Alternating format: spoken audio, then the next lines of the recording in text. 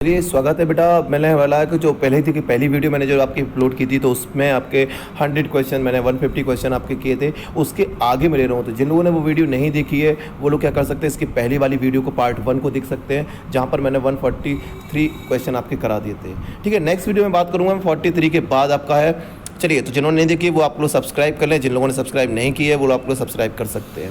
Okay, the concrete observable event which represent the abstract concept और construct, इनको ही बोला जाता है, मैंने बोला था, variable.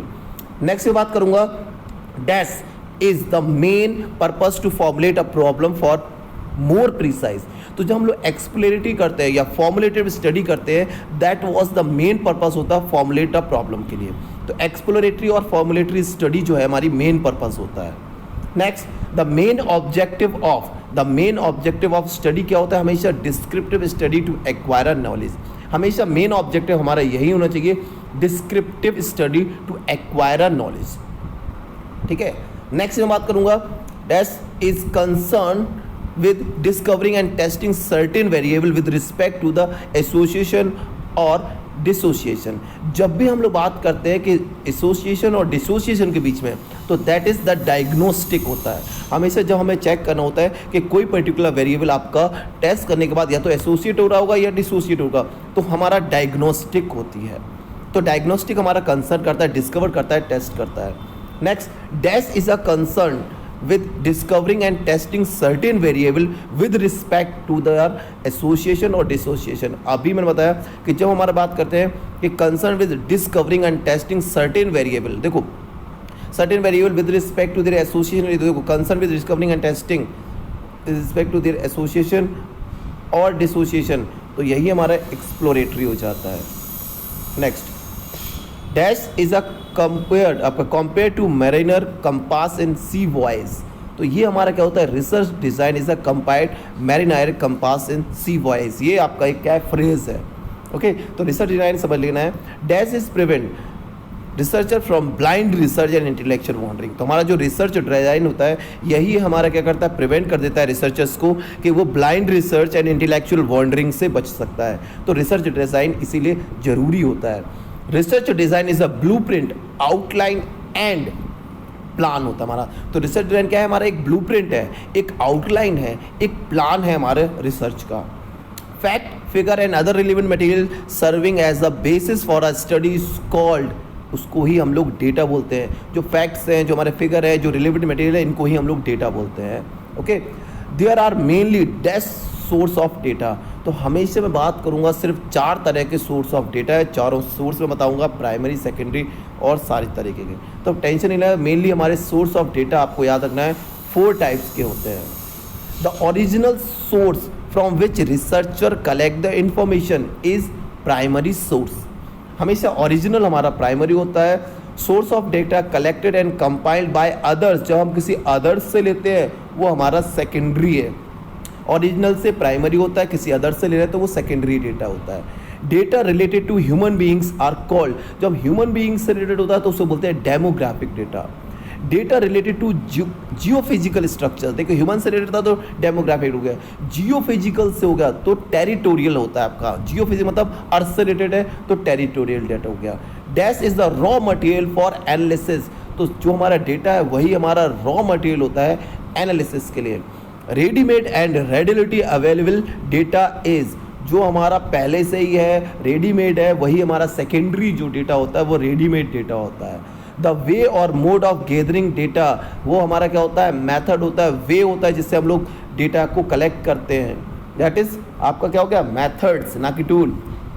An instrument used in method is called, वो इंस्ट्रूमेंट जो मेथड में यूज्ड होता है उनको बोलते हैं हम लोग टूल। इंस्ट्रूमेंट को टूल बोला जाता है जो कि मेथड में हमारा यूज होगा। Observation is a physical and dash activity. तो ऑब्जर्वेशन आपकी फिजिकल और मेंटल दोनों एक्टिविटी को चेक करता है। Social science research begin and ends in with observation, ये किसने बोला था, तो ये बोला था सिडनी वेब ने, बोला था कि ये हमारी एंड और स्टार्ट होती है। Dash in observation research is a part of observation. अगर बात करूँ तो पार्टिसिपेशन जो होता है, पार्टिसिपेंट जो होता है वो हमारा ऑब्जर्वेशन रिसर्चर होता है। तो observation researcher is a part of observation, तो पार्टिसिपेंट ही हमारा क्या है, ये याद रखना है। In a dash observation researcher stands apart and does not participate. तो जो नॉन पार्टिसिपेंट है वो observation is an stand apart does not participate, जो पार्टिसिपेट नहीं करता वो हमारा नॉन पार्टिसिपेंट है, जो पार्टिसिपेट करता है वही हमारा ऑब्जर्वर है। Observation of event personally bye observer is, तो जिन्होंने की बात करूंगा ऑब्जर्वेशन ऑफ की बात करूँ तो वो डायरेक्ट ऑब्जर्वेशन है, जहाँ पर हम लोग पर्सनली खुद चेक करते हैं वो हमारा डायरेक्ट ऑब्जर्वेशन होगा। जहाँ पर हम लोग camera, tape recorder, video tap इनका यूज़ करते हैं डिवाइस का, वो हमारा मैकेनिकल ऑब्जर्वेशन होता है। तो खुद कर रहे हैं वो आपका डायरेक्ट है, अगर किसी डिवाइस का यूज़ कर रहे हैं कैमरा, टेप रिकॉर्डर, वीडियो, वो हमारा क्या है, मैकेनिकल है। Observation is no use of collecting, यहाँ पर याद रखना ऑब्जर्वेशन हमारा क्या है, क्या नहीं है, तो हमारा पास्ट इवेंट को चेक करने के लिए ऑब्जर्वेशन नहीं होता है, ये हमेशा प्रेजेंट की स्टडी के लिए होता है। A two-way systematic conversation between investigator and respondent is a interview। जब दो लोगों के बीच में होता है कि इन्वेस्टिगेटर और रिस्पोंडेंट दोनों सामने बैठे होते हैं, वो हमारा इंटरव्यू होता है। Interview with a detail and standardised schedule is called, जब इंटरव्यू में हम लोग डिटेल स्टैंडर्डाइज्ड शेड्यूल होता है, इसको बोलते हैं हम लोग स्ट्रक्चरल इंटरव्यू। तो आपका डिटेल स्टैंडर्डाइज्ड शेड्यूल है, उसको स्ट्रक्चरल बोलेंगे। An interview in which interviewer encourage the respondent to talk freely about a given topic, जब हमारा इंटरव्यूअर हमारा एनकरेज करता है रिस्पोंडेंट को, उसको बोलते हैं हम लोग स्ट्रक्चरल इंटरव्यू के कंडीशन में। Interview which require a proving required होती है, उनको बोलते हैं हम लोग डेप्थ इंटरव्यू। तो interview which require a proving is called depth interview. The friendly relationship between interviewer and respondent is called rapport. याद रखना है आपका, जब फ्रेंडली रिलेशनशिप बिटवीन आपका इंटरव्यूअर एंड रिस्पोंडेंट होता है, उसको रैपोर्ट बोलते हैं। An adequate response interview bias and response etc in limitations of, हमेशा याद रखना है आपका कि जब भी हम रिस्पॉन्स और इंटरव्यू के लिए बायस के लिए फिक्स हो जाते हैं, वो हमारा इंटरव्यू होता है। N example of non personal method of data collection, non personal method of आपका तब हमारा आ जाता है क्या, टेलीफोन इंटरव्यू, जहाँ पर नॉन पर्सनल मैथड होता है आपका। तो non personal method of data collection is telephone interview हो गया। A method of collecting primary data in which a number of individual with common interest and interact is called, इसको बोला जाता है ग्रुप इंटरव्यू, जब बहुत सारे लोग एक साथ जाते हैं। Sending questionnaire to respondent with request to complete and return by post is called, इसको बोला जाता है मेल या फिर सर्वे। मेल सर्वे जो होता है वहाँ पर हम क्वेश्चनायर को भेज देते हैं और वहीं से पोस्ट के थ्रू आपको कलेक्ट करते हैं। Schedule is used as, schedule हमारे किसके लिए, एक टूल की तरह यूज़ होता है। शेड्यूल इज फिल्ड बाय, तो शेड्यूल हमेशा कौन फिल्ड करेगा, भाई इन्यूमरेटर ही फिल्ड करेगा। क्वेश्चनायर इज फिल्ड कौन करेगा, क्वेश्चनायर हमारा रिस्पोंडेंट हमेशा फिल करता है। Next, a question which allow only a few alternated way of answering is called structural question, जहाँ पर ओनली फ्यू अल्टरनेटिव होते हैं, फिक्स होते हैं, हमें पता होता है कि यही आंसर आएंगे, दैट इज स्ट्रक्चरल क्वेश्चन होते हैं। तो allow only a few alternatives answering, वो हमारे स्ट्रक्चरल क्वेश्चन होते हैं। Question in which only two alternative are possible, जिसके दो ही अल्टरनेटिव है, यस और नो, तो वो हमारे डाइकोटोमस होते हैं, जिसके सिर्फ दो है, या तो यस या फिर नो, मेल या फीमेल, ऐसे जो होते हैं वो डाइकोटोमस होते हैं। क्वेश्चन विच सीक इन्फॉर्मेशन, जो इन्फॉर्मेशन को गैदर करते हैं, वो होते हैं हमारे फैक्चुअल क्वेश्चन होते हैं। The question which bye it's content structure wording leads the respondent in direction of certain answer, जब हम ऐसे क्वेश्चन पूछते हैं कि हाँ हम पर्टिकुलर आंसर चाहते हैं कि वही आंसर वो दे, वो होता है आपका leading question. The aggregate of all the unit pertaining to a study is called आपका पॉपुलेशन और यूनिवर्स, जब एग्रीगेटर हो जाता है सारी यूनिट्स का, उसको ही हम लोग बोलते हैं आपका population. A member of population is called, a member of population को ही हम लोग बोलते हैं element.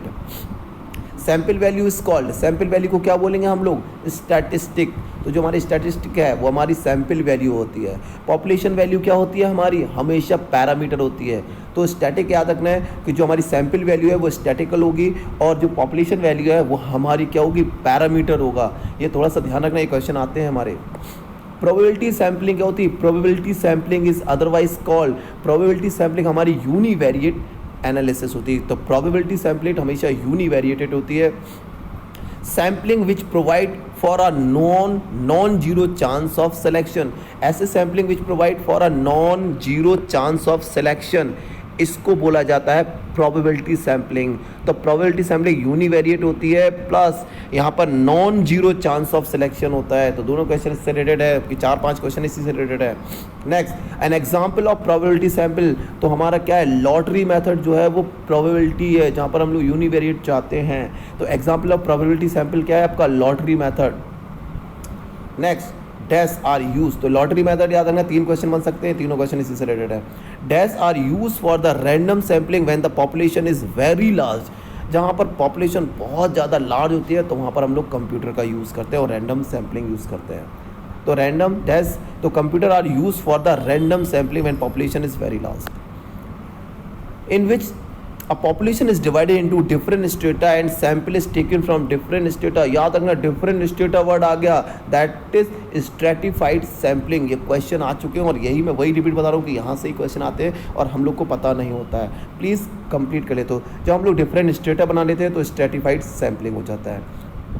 Drawing a sampling from each stratum in which proportion to latter share in total population is called proportionate stratified sampling, जहाँ पर हम क्या करते हैं, स्ट्रेटम बना लेते हैं और उन्हीं में से लेटर को शेयर कर देते हैं टोटल पॉपुलेशन में, that is proportion stratified sampling. Selecting a sample unit in just hit and miss fashion, जब हम सिलेक्शन करते हैं सैम्पल का हिट एंड मिस मेथड से, इसको बोलते हैं कन्वेनियंस या फिर accidental sampling. Hit and miss याद रखना, hit and miss convention and accidental sampling है। A technique of building up a list or a sample of spatial population by using an initial set of member or informatives is called snowball sampling। जब हम बात करते हैं technical, देखिए एक technique है जहाँ पर building of list of sample बनाते हैं special population by using an initial set of member as informants, इसको बोलते हैं snowball sampling. All the physical component of a computer are collectively called, पूरे फिजिकल कंप्यूटर के जो कलेक्टिव होते हैं उन सबको हम लोग बोलते हैं क्या, hardware. Computer operations are through, computer operations क्या होते हैं, सारे के सारे ऑपरेट होते हैं बाइनरी डिजिट्स के through. Office editing and are of 2 types of editing in research, हमेशा याद रखना फील्ड एडिटिंग जो होती है वो ऑफिस एडिटिंग के ही पार्ट है। Next, assigning numeral or other symbol to a category or response is called आपका कोडिंग। जब हम लोग क्या करते हैं, एक न्यूमरल दे देते हैं, एक सिंबल दे देते हैं टू कैटेगरी रिस्पॉन्स के लिए, जैसे ABC में मैंने बोल दिया आपका, तो जब पर्टिकुलर सिंबल देते हैं उनको हम लोग कोडिंग बोलते हैं। Summarising raw data and displaying them on compact statical table for analysis is, ये होता है हमारा टेबुलेशन। जब हम लोग टेबल्स बना देते हैं रॉ डेटा की, वो टेबुलेशन होता है। Who said that the member of same species are not alike? किसने बोला था, ये डार्विन ने बोला था। चलिए यहाँ तक मैं, ठीक है, 200 क्वेश्चन हो चुके हैं, परेशान नहीं हुई आप लोग को। 5 वीडियो बनाएंगे, इन 5 वीडियोस के अंदर आपको मैं 100 200 300 क्वेश्चन करा दूंगा, जिससे कि आपको 5 वीडियो देखना है, टोटल मिला के 1 घंटा देना है और आपके पूरे क्वेश्चन कहीं किसी भी तरह का एग्ज़ाम आप दे सकते हो, इवन UGC नेट आप दे सकते हो, यहीं से आएगा। तो सोशल रिसर्च वाले हैं, आपके कोई भी साइंटिफिक रिसर्च है, क्वेश्चन यही आते हैं। भाई किसने बोला था same species are not alike, तो ये डार्विन ने बोला हुआ है। वेट, चलिए। A researcher divide the population into PG, graduate, 10+2 student and using the random digit table he select the sum of them। जब उसने क्या किया, रिसर्चर ने पॉपुलेशन को डिवाइड कर दिया अलग अलग पार्ट्स में, इसको हम लोग क्या बोलते हैं, स्ट्रेटिफाइड रैंडम सैम्पलिंग। तो याद रखना टेक्निकल टर्म होता है जब हम अलग अलग ग्रेड में एक कर रहे हैं और फिर वहाँ से हम लोग क्या कर रहे हैं, उनमें से किसी एक को सम ऑफ देम फ्रॉम ईच, ये हमारी स्ट्रेटिफाइड रैंडम सैम्पलिंग है। तो जरूरत नहीं है। Researcher divide his population into certain group and fix the size of sample from each group, it is called. जब हम रिसर्चर क्या करते हैं, पॉपुलेशन को डिवाइड कर देते हैं सर्टेन ग्रुप में और फिक्स कर देता है साइज ऑफ सैंपल को हर एक ग्रुप से, इसको बोला जाता है क्वाटा सैम्पलिंग। दोनों समझ लेना है, स्ट्रेटिफाइड रैंडम सैम्पलिंग अलग चीज़ है जहाँ पर अलग अलग लेयर्स बना दी, और यहाँ पर क्या कर रहा है, सर्टेन ग्रुप में बना दिया, फिक्स साइज कर दिया from each group, fix size है, दैट इज हमारा क्वाटा सैम्पलिंग है। Field study is related to, field study आपके रिलेटेड किससे होती है, रियल लाइफ सिचुएशन से। एट्रीब्यूट ऑफ ऑब्जेक्ट, इवेंट और things which can be measured are called, आपका क्या होता है, वेरिएबल। जो हमारे एट्रीब्यूट ऑफ ऑब्जेक्ट होते हैं, इवेंट्स होते हैं जिसके थ्रू हम लोग मेजर करते हैं, वही हमारे वेरिएबल्स होते हैं। N example of scientific knowledge is a part of, जब साइंटिफिक नॉलेज की बात आती है तो लेबोरेटरी एंड फील्ड एक्सपेरिमेंट आते हैं। Generalise conclusion on the basis of sample is technically known as statical inference externally validity of research. हमेशा याद रखना सारे नहीं होते हैं। जनरलाइज कंक्लूजन की बात चल रही है तो स्टैटिकल होता है, इन्फ्रेंस होता है और एक्सटर्नल वैलिडिटी ऑफ रिसर्च होता है। ये छोटी छोटी सी वीडियो बना रहा हूँ 20-20 मिनट की, 25-20 मिनट की, आपको टेंशन नहीं लेना है। Okay, a researcher select only 10 member as a sample from total population of 5,000 and consider it good because the population was homogeneous। जब वो क्या कर रहा है 5,000 में से सिर्फ 10 मेंबर निकाला, वो धन सही आंसर कर रहा है, मतलब वो हमारी पॉपुलेशन जो है वो होमोजीनस है। इसी वजह से which technique is generally followed when population is finite. कौन सी टेक्निक जब हम लेंगे जब फाइनाइट है तब हम लोग यूज़ करेंगे सिस्टमैटिक सैम्पलिंग टेक्निक, जब हमारी पॉपुलेशन क्या है फाइनाइट होती है। ही research antagonistic to ex post facto research. Research antagonistic to ex post facto research जो होती है इनको बोलते हैं एक्सपेरिमेंटल स्टडी। तो एक्सपेरिमेंटल में हमारी क्या होती है, एक्सपोस्ट फैक्टो होता है, एंटागोनिस्टिक होते हैं हर पार्ट से। The experimental study is based on the law of, हाँ ओके, तो एक्सपेरिमेंटल बेस्ड होती है हमारी, experimental study is based on the law of, हमेशा याद रखना है किससे, सिंगल वेरिएबल पर वर्क करती है। Statical measure based upon the entire population is called parameter while measure based on sample is known as statics. Statical measure जब हम लोग क्या करते हैं एंटायर पॉपुलेशन में बात करते हैं called parameter, while measure based upon sample जब सैंपल में मेजर करते हैं तो उसे स्टैटिक बोलते हैं, और पॉपुलेशन में जब उसे मेजर करते हैं तो उसे पैरामीटर्स बोलते हैं। The final result of the study will more accurate if the sample drone is आपका रिप्रेजेंटेटिव ऑफ द प्रॉब्लम। जब हमारा क्या है रिप्रेजेंटेटिव टू द प्रॉब्लम होता है तो फाइनल रिजल्ट हमारा बिल्कुल मोर एक्यूरेट होता है। और इस वीडियो में हम लोग क्या करेंगे, 2 वीडियो में कर रहा हूँ, बाकी में वीडियो आपको शाम तक या कल आज ही में मिल जाएंगी, तो टेंशन लेने की ज़रूरत नहीं है। पूरे 1000 क्वेश्चन है, एक बार बस पेपर से पहले आप लोग देख लीजिए, सारे एग्ज़ाम आपके क्वालिफाई हो जाएंगे। Which of the following is a non probability sample. Non probability sample कौन कौन से हैं, तो जो क्वेटा है और आपका जो पर्पसिव है ये दोनों ही आपके नॉन प्रोबेबिलिटी होते हैं। सिंपल रैंडम हमारा याद रखना है ये नहीं होता है। तो इनमें से कौन सा नॉन प्रोबेबिलिटी सैंपल है, तो दैट इज आपका सी, मतलब हमारा जो डी ऑप्शन है A and C, quota and purposive. Independent variable are not manipulated in, इनमें से independent variable are not manipulated कौन से नहीं है, तो बोथ हमेशा याद रखना है, नॉर्मेटिव और एक्सपेक्टो ये दोनों ही आपके इंडिपेंडेंट में नहीं होते, ये एक्सपेरिमेंट के थ्रू होते हैं, हमेशा डिपेंडेंट होते हैं। तो नॉर्मेटिव रिसर्च और एक्सपोस्ट फैक्टो रिसर्च ये दोनों ही आपके इंडिपेंडेंट वेरिएबल नहीं है, ये दोनों डिपेंडेंट वेरिएबल है। The process not needed in experimental research is, कौन सी नहीं होती है, तो रेफरेंस कलेक्शन हमारी ज़रूरत नहीं होती है एक्सपेरिमेंटल रिसर्च के लिए, ठीक है। तो reference collection is not required for experimental research. A teacher encounter various problem during his professional experience, he should do research on that problem and find a solution. जब भी अगर टीचर को encounter करना है वेरियस प्रॉब्लम के साथ अपने professional experience में, तो उसको खुद रिसर्च करना चाहिए और फाइंड करना चाहिए सॉल्यूशन को। A researcher select a probability sample 100 out of the total population, it is, जब वो क्या कर रहा है एक रिसर्चर प्रोबेबिलिटी में से 100 सैंपल को कलेक्ट कर रहा है टोटल पॉपुलेशन में, दैट इज़ क्या है, एक रैंडम सैम्पलिंग है। जब 100 उठा रहा हूँ पूरी पॉपुलेशन में से तो हमारी क्या है, ये एक रैंडम सैम्पलिंग हो गई।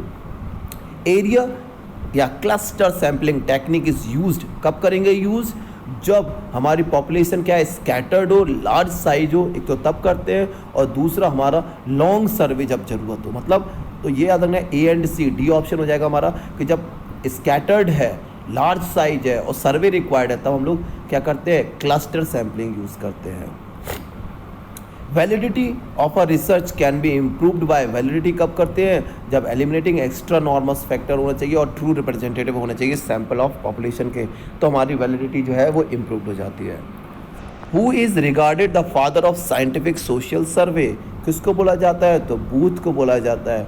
All are the example of qualitative variable except, तो interest of the object subject, interest of the subject हमारा नहीं होता है क्वालिटेटिव। रिलीजन, सेक्स और ऑब्जर्वेशन ये सारे आपके क्वालिटेटिव है, और इंटरेस्ट ऑफ द सब्जेक्ट आपका क्वालिटेटिव में नहीं आता है। Formulation of hypothesis may not be necessary in, formulation of hypothesis आपकी ज़रूरत नहीं होती है कब, जब हम फैक्ट फाइंड करते हैं हिस्ट्री में, तो वहाँ पर हमें फॉर्मुलेशन ऑफ हाइपोथेसिस नहीं चाहिए होती है। Logic of induction is very close to, किस में होती है? लॉजिक ऑफ इंडक्शन आपके लॉजिकल सैम्पलिंग में यूज होती है। The probability of a head and tail tossing 4 coins simultaneously is, जब भी करेंगे तो 1/16 आएगा, क्योंकि एक का हमारा 1/2 होता है, तो 4 का याद रखना, 4 का क्यूब कर देते हैं, 4 का स्क्वायर कर देते हैं, तो 4 का स्क्वायर कितना हुआ? 4 चौको 16, that means 1/16। While writing a research report, a researchers हमेशा क्या होगा? सारे न्यूमेरिकल फैक्ट होंगे, सारे लॉजिकल, डिजिकल, कंपेयर, सबको कंपेयर करेगा, मतलब all of the above. The per capita income of India 1950 to 1990 is 4 times this study is, ये क्या है? एक लॉन्गिट्यूडनल है, जहाँ पर हम लोग 1950 से 1990 तक की कर रहे हैं, एक लॉन्गिट्यूडनल है आपका सर्वे है। If you are doing experiment on a large group of sample which method, मैंने अभी बताया थोड़ी देर पहले, जब हम लोग को लार्ज पीपल है, लार्ज सैम्पल है, तो हम लोग रैंडमाइज करेंगे, रैंडम सैम्पलिंग करेंगे, randomisation. A good hypothesis should be, good hypothesis क्या होगी? प्रिसाइज होगी, स्पेसिफिक होगी, such a way can be tested होगी, ग्लोबली सिग्निफिकेंस होगा, मतलब all of the above. All cause non sampling error except, इनमें से सारे के सारे नॉन सैम्पलिंग कॉज करते हैं एक्सेप्ट, तो हमेशा इनएडिक्वेट जो आपकी इनएडिक्वेट सैम्पलिंग है, ये नहीं होती है आपकी सैम्पलिंग एरर के थ्रू बैक। देखिए मेरी तबीयत सही नहीं हो रही है, मैं आपके लिए वीडियो बना रहा हूँ, लेकिन प्लीज़ सब्सक्राइब जरूर कीजिए, ठीक है? देखिए okay, for doing external criticism for establishing the authenticity of data a researcher must verify, जब कोई ऑथेंटिसिटी को चेक कर रहा है कि ये ऑथेंटिक है या नहीं, तो पहला significance, hand writing for the author, ये चेक करेगा, पेपर और इंक यूज़ पीरियड को चेक करेगा, और स्टाइल और प्रोज राइटिंग उस पीरियड की चूज़ करेगा, तभी वो चेक कर सकता है कि ये ऑथेंटिक है, प्रीवियस है, या फिर कल ही लिख कर डाल दिया उसने और बोल रहा है कि ये बाबा आजम के ज़माने का है। तो ऑथेंटिसिटी हम लोग सारी चीज़ों से चेक करते हैं, उसके हैंड राइटिंग से, इंक से, और उसके प्रोज से, उस पीरियड के। सर्वे स्टडी एम्स एट, सर्वे का क्या होता है? तो सर्वे में हमारा देखिए नोइंग द फैक्ट ये होते हैं, कंपेयरिंग द प्रेजेंट स्टेटस, इसको भी चेक करते हैं, criticism, identify the means of improving, देखिए बस यही नहीं आएगा, identify the means of improving the existing situation, इसको नहीं चेक करेंगे, बाकी हमारे सारे आ जाएंगे। तो फर्स्ट, सेकंड, थर्ड, 3 ऑप्शन सही होंगे, ठीक है? The historical research is different from experimental research, historical से एक्सपेरिमेंटल अलग क्यों होता है? क्योंकि replication, formulation of hypothesis and hypothesis testing, जब हम एक्सपेरिमेंटल करते हैं तो हमारे अंदर ये सारी चीज़ें होती हैं, जबकि हिस्टोरिकल में ये नहीं होती है। A research problem is feasible only when, कब होगी रिसर्च प्रॉब्लम हमारी फीजिबल? आपकी जब रिसर्चेबल हो, समथिंग न्यू हो, और यूटिलिटी और रिलेवेंस हो, मतलब ऑल ऑफ द अबव, तभी हमारी फीजिबल होगी। Hypothesis can not be stated in, कब क्या नहीं करते? तो जनरल टर्म्स को हाइपोथेसिस हमारी डिफाइन नहीं करते हैं। A total error in research is equal to, total research हमारे क्या होते हैं? B under root sampling error plus non sampling error का होल स्क्वायर। तो ये थोड़ा सा याद रखना है, ये फॉर्मूलेस हैं, हम लोगों ने पढ़े हुए हैं, नहीं पढ़े तो कोई दिक्कत नहीं, ये रट लीजिए। The validity and reliability of a research will be at stake when, जब आपके ऑथर हो, इंसिडेंटेड हो, रिसर्चर हिमसेल्फ नॉट कमिटेड हो, तब हमारे क्या होते हैं? ऑल हो जाते हैं। Seeing a very big reality, रुकना, seeing a very big rally it was reported JD will be win election and conclusion was based on, ये क्लस्टर सैम्पलिंग में होता है, जब हम लोग का बहुत बड़ा बिग रैली होती है, बहुत बड़ा सैम्पलिंग साइज होता है। अ table shown the income 5% and answer the question of the follows, ठीक है? अब देखिए मैं ज़रूरत नहीं है इस वाले क्वेश्चन के लिए, इसलिए मैं थोड़ा सा रुक, ओके चलिए। The review of related study is important while undertaking a research because, क्यों जरूरी होती है? क्योंकि ये रिपीटिशन बताती है, डुप्लीकेशन बताती है, अंडरस्टैंडिंग द गैप बताते हैं, और लॉजिकल कॉन्क्लूजन, मतलब all of the above. Study the social status of a population, a researcher conclude that the mister x is socially backward, कैसे बताते हैं? कि हम लोग बताएंगे इनएक्यूरेट है। हिज कंक्लूजन इज, जब स्टडी करते हैं उसकी सोशल स्टडी की, पॉपुलेशन की, तब ये बता देंगे कि ये भाई बैकवर्ड है, इसका मतलब है ये आप लोग इनएक्यूरेट बता रहे हो। In order to augment the accuracy of the study, researchers हमेशा क्या करेगा, size of the sample check करेगा, ऑनेस्ट और अनबायस्ड होगा, और should keep the variance high, मतलब ऑल ऑफ द अबव। ये सारी चीज़ें हम लोग को चेक करना होती है रिसर्चर्स के टाइम पर, ठीक है। तो which of the following is a primary source of data, इनमें से प्राइमरी सोर्स ऑफ डेटा क्या है, पर्सनल रिकॉर्ड, लेटर है, डायरी है, ये हमारे सारे होते हैं। ऑफिशियल रिकॉर्ड ऑफ गवर्नमेंट, ये भी डॉक्यूमेंट जो होते हैं गवर्नमेंट के, जितने भी डॉक्यूमेंट्स होते हैं वो भी हमारे प्राइमरी डेटा ही होते हैं। ओरल टेस्टिमनी, अगर हम लोग पूछ रहे हैं किसी से कंडीशन कस्टम ओरली पूछ रहे हैं, वो भी हमारा प्राइमरी डेटा ही होता है। तो ये सारे प्राइमरी डेटा ही है। A researcher wants to study the future of Congress in India, the study which tool is most appropriate for them. देखिए जब हम क्या कर रहे हैं future of Congress in India check कर रहे हैं, तो ये क्या है, एक आपका एक क्वेश्चनायर मेथड होगा जिससे हम लोग बता सकते हैं ये सारी चीज़ें। It is an example of negative correlation, negative correlation का एग्जाम्पल में से कौन सा है, तो increase in population will lead to the shortage of food chain. Population increase हो रही है, जैसे जैसे फूड चेन आपके आपका जो शॉर्टेज ऑफ फूड चेन हो रहा है, एक चीज़ बढ़ रही है दूसरी चीज़ घट रही है, मतलब नेगेटिव आपका आ रहा है। The other name of independent variable is for an experimental research is, क्या है अदर नेम इंडिपेंडेंट का, मैंने थोड़ी देर पहले ही बताया था आपका, treatment variable, experimental variable, manipulated variable या ऑल ऑफ द अबव। तो ये सारे ही आपके क्या है, इंडिपेंडेंट वेरिएबल है, ट्रीटमेंट, एक्सपेरिमेंटल और ये। Which of the following is not the characteristic of a researcher, क्या इनमें से कैरेक्टर का रिसर्चर्स की नहीं होना चाहिए प्रॉपर्टी, तो he is not a versatile in his interest and even in his native ability. कभी भी ये प्रॉपर्टी नॉट द कैरेक्टरिस्टिक नहीं होगा कि वो नॉट वर्सेटाइल, हमेशा वर्सेटाइल होना चाहिए। Bibliography given in a research report, तो बिब्लियोग्राफी क्या होती है, हेल्प दोस्त interest in further research in studying the problem for another angle और मेक द रिपोर्ट ऑथेंटिक। तो बिब्लियोग्राफी बताती है कि ऑथेंटिक कितना है और उसकी स्टडी प्रॉब्लम के अनदर एंगल पर कैसे हो सकती है, ये बिब्लियोग्राफी से ही पता चलता है। तो बोथ ए एंड बी। तो collective psychology of whole period is a theory which can explain all the phase of historical development.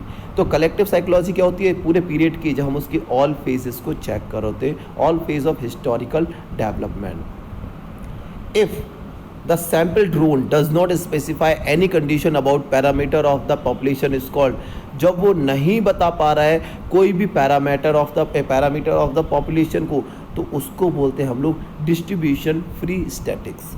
तो जब sample drone does not specify, जब वो स्पेसिफाई नहीं कर रहा है, नहीं बता पा रहा है किसी कंडीशन ऑफ द पैरामीटर्स को, तो उसको बोलते हैं डिस्ट्रीब्यूशन फ्री स्टैटिक्स, ठीक है। तो यहाँ तक मैंने देखिए 250 क्वेश्चन हो सके, 2 वीडियोस है मैं जो दोनों अपलोड कर ही रहा हूँ। प्लस आप लोग बस इतना सा करें कि नेक्स्ट वीडियो को सब्सक्राइब करें, आपको पहले मैंने कहा सब्सक्राइब करें, बेल आइकन को प्रेस करें, जिससे कि आपको नेक्स्ट की इन्फॉर्मेशन मिल जाए। मैं सारी इन्फॉर्मेशन नहीं दे पाऊँगा, मैं आपको हर बार नहीं बता पाऊँगा, हो सकता है मैं रात के 12 बजे वीडियो बनाऊँ, 3 बजे वीडियो बनाऊँ और आपके पास वीडियो तब पहुँचे जब तक आपका पेपर हो चुका हो। तो प्लीज़ सब्सक्राइब कर लें, शेयर करें और जिनको भी नीड हो उनको ज़रूर भेज दें। Okay, thank you, please subscribe the channel.